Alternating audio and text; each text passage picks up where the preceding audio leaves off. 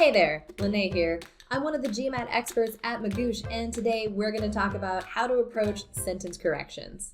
So let's start by correcting the record, because there are quite a few misconceptions flying around out on the internet about what exactly sentence corrections are testing. And those misconceptions lead students into study habits that are not using their time wisely, and ultimately those study habits are not setting them up for success.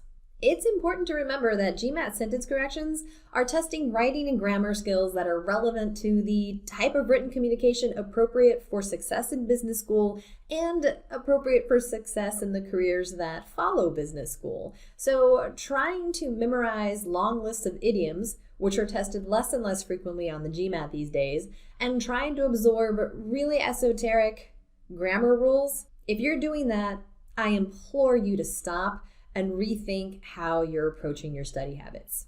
Really, sentence corrections are testing your ability to quickly process a bunch of information, and you have to evaluate the accompanying answer choices and then quickly determine which option is communicated in the best manner. And that might not be the perfect manner, it might not be the way you would fix it, but it's the best out of the options that the GMAT has presented you with. So, to become familiar with what the GMAT considers the best versions of written communication, you should not be poring over lists of idioms or lists of lesser-known grammar rules for hours and hours.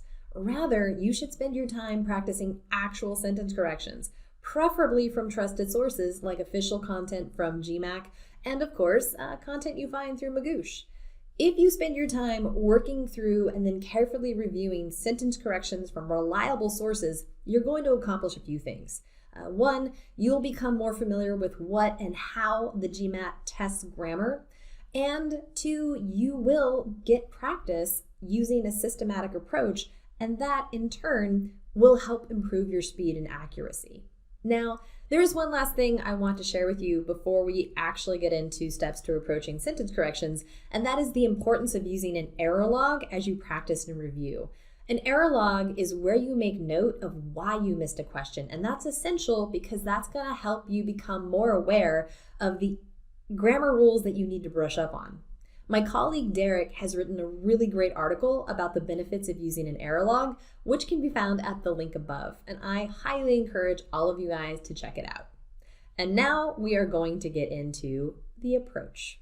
All right, so our advice for approaching sentence corrections can be broken down into 4 steps, but I do want to say that not all sentence corrections are the same, and some are more complex and some might require an altered approach.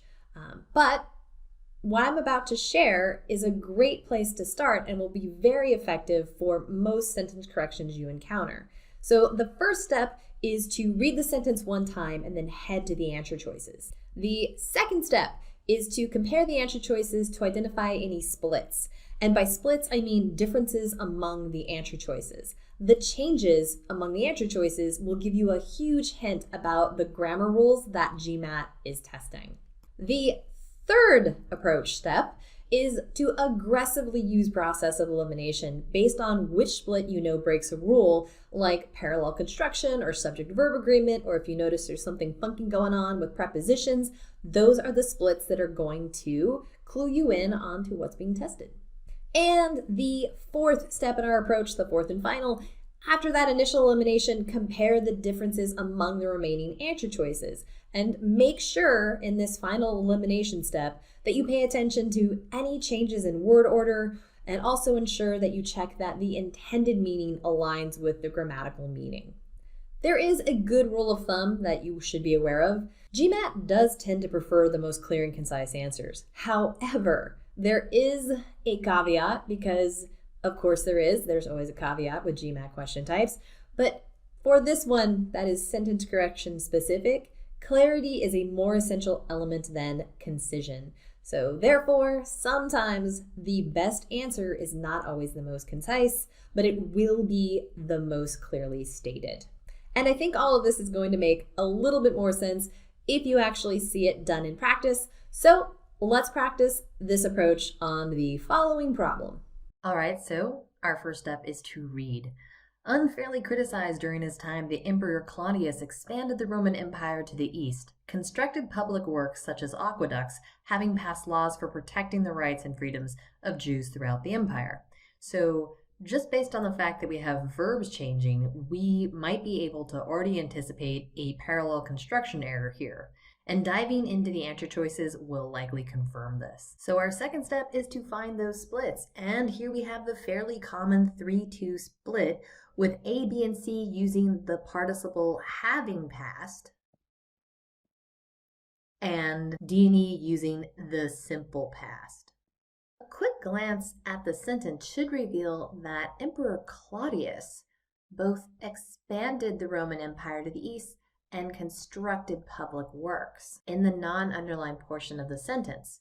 And the correct underlined portion will have another parallel simple past tense verb here. So yes, parallelism is being tested, and we can eliminate the non-parallel answers of A, B, and C. And that already brings us down to the 2 remaining options.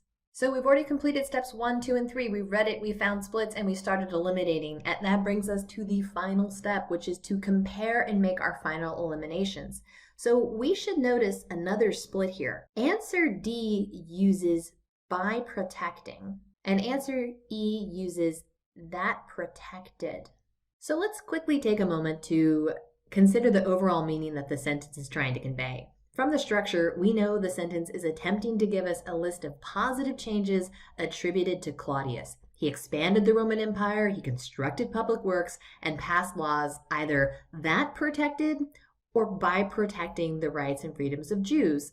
Well, if we go with by here, then the meaning of the sentence is that he was able to pass laws because he protected the rights and freedoms of Jews. That's what by indicates, and that changes the meaning of the sentence. Since we're looking for a sentence which gives us a list of Claudius's accomplishments, we need the third item in this list of accomplishments to be that he protected the rights and freedoms of Jews. So D is eliminated and E is our answer. And there you have it. In summary, for most sentence corrections, you want to read the sentence, identify any splits, aggressively eliminate based on the splits that you've identified, and then compare the remaining answer choices, looking for reasons to eliminate. So that might be other splits or looking at anything that changes the intended meaning of the sentence. If you would like more help with sentence corrections or other verbal question types on the GMAT, or if you're looking for quant help or integrated reasoning help or even help with the essay, check out our other videos or specific lessons and live classes or live class cohorts that are available through Magoosh.com. If you feel this video has helped you, please let us know by liking, and be sure to subscribe for more videos from me and the other GMAT experts here at Magoosh. And as always, we want to hear from you. If you have suggestions for other topics you'd like to see, other topics you'd like us to cover in greater detail, leave us a comment below. Thank you so much for watching, and as always, we will see you next time.